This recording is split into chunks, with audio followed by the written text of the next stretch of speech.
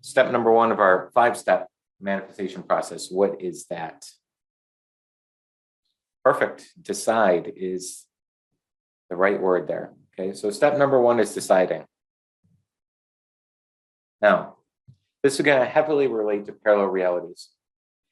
And this sounds so fundamental on deciding. However, when you're coaching individuals or you're looking at yourself and you're coaching yourself, it's like, have I really decided on what I want? Because most likely you haven't all the way. And that includes me as well. We all have a million ambitions, a million things we want to have happen in life.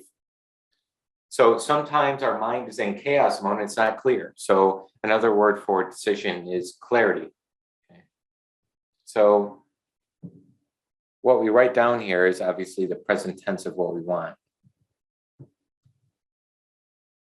I just now received $10,000. I just now received 5 clients. I just now received whatever.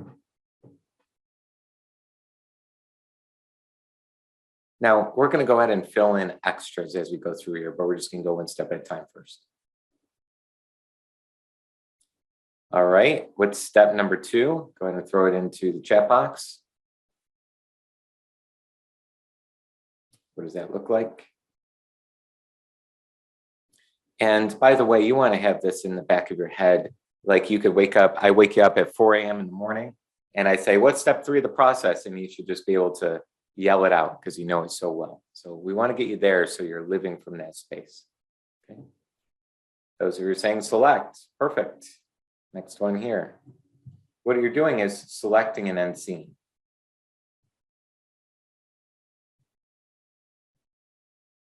And we're going to put these in multiple lines so we can fit 5 steps across on the whiteboard here. When you're selecting an end scene, essentially what it's about is, if I already had this thing, what would I have? So if I already had the money, I would have a bank account increase. If I already had the clients, I would already have the Zoom call at 10 people. If I already had the, whatever it is. So if I already had the thing, what do I have? This is where you get into the energetics. This is the picking of the spiritual prototype. Okay. It's already been created, so we need to select where that is. And step number 3, go ahead and throw it into the chat box. What do we got? Doing fantastic. I love the quick answers here. Activate. Okay, so step number 3. Activate. And what you're activating is the feeling. Well, why the feeling is so key is because you're tuning into vibration. Okay, you're tuning into the vibration of the thing that you are ultimately trying to manifest. Okay.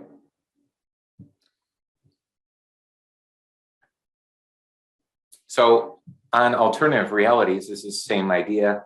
You're going to choose the alternative reality and you're activating it based on feeling. So the trick here is feeling in possession of the thing before you have it, right? We all know this. So it's really about, I need to feel in possession of the thing, more of my day, as much of the day as possible. That is called faith. That's called belief. So basically I'm tuning into a frequency, much like a TV or radio, you're tuning into a frequency. When you tune into a frequency, you're going to actually tune into the alternative reality that has that thing. So each reality, each alternative reality is on a different frequency span. And when I change the way I feel, I'm changing what I'm tuned into. All right. What's step number 4? Let me get a different color going here. This is dark red. Doesn't mean, I know sometimes we use red as, the negative and the positive for the blue, but this doesn't mean it's negative. Just a different color in this case. Okay. All right. Step 4, bridge of incidents. Nailed it. Or you could consider this letting and allowing, whatever you want to call this. And we're going to run out of room for step 5. So let me go ahead and, okay. And again, we're going to put / letting here because that's really the main category.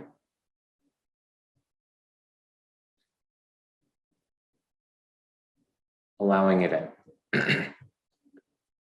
Now, the bridge of incidence is the firm understanding that everything you need between now and the receiving of your desire is all going to fill in.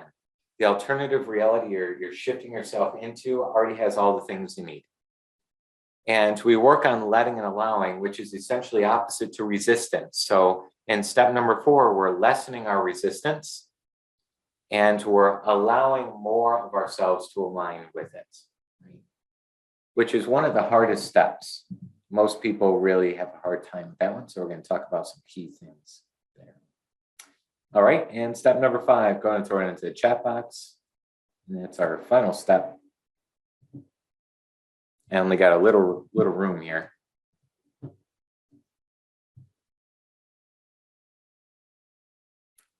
And repeat. That's it.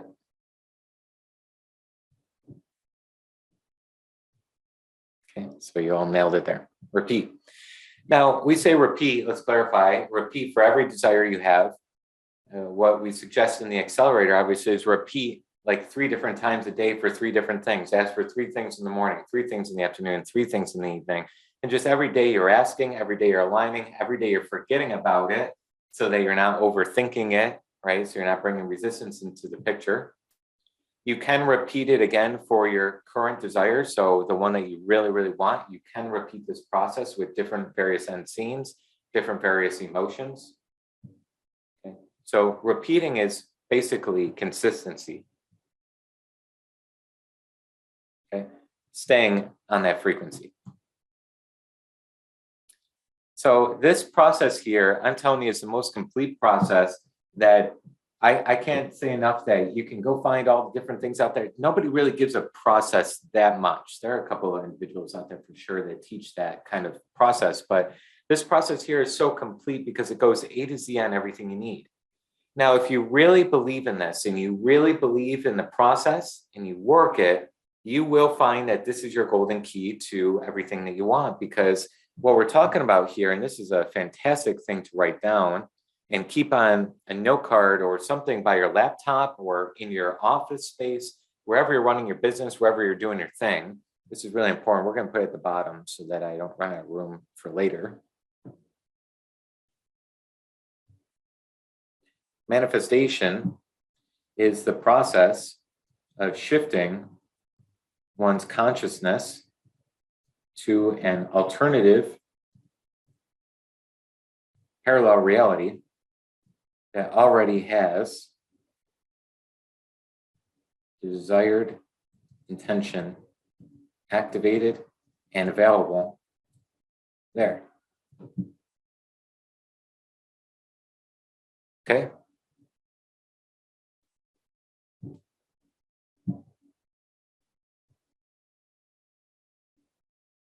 When you take it from this standpoint, you can manifest anything that you want. That's where that possibility comes in.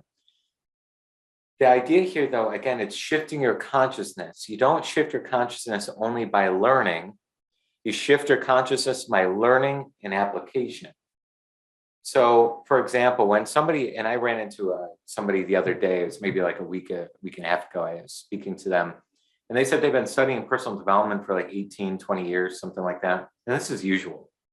They've learned all the stuff. They went to seminars even with great Jim Rohn, if you've ever heard that speaker, Zig Ziglar, a lot of the greats that have passed on. They used to go to seminars and workshops by them. But when I ask them about their income in their life, they can preach the word, but they don't have the results that would indicate they really get it, if that makes sense, right? So intellectually, on an education level, they got it. But at a fundamental level of shifting their own consciousness, they missed it a little bit. So all of us on the call, we really want to pay attention to how can I shift my consciousness to more wealth? How do I develop a money consciousness? I need to have more money possession in my mind. How do I develop a client enrollment consciousness so I have a lot more client enrollments?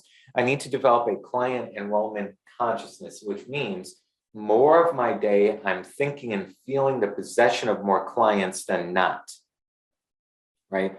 If I want a health consciousness, same idea. If I want a soulmate relationship in my life, it's the same idea. I'm living with that person. I'm being with that person. I'm there already, connected before it happens. So I believe very strongly our world, as we evolve in the one, becoming the one with the universe and the higher self, if you will, we're embracing more and more the idea of the invisible side, right? Even though it's been embraced for thousands of years from different cultures and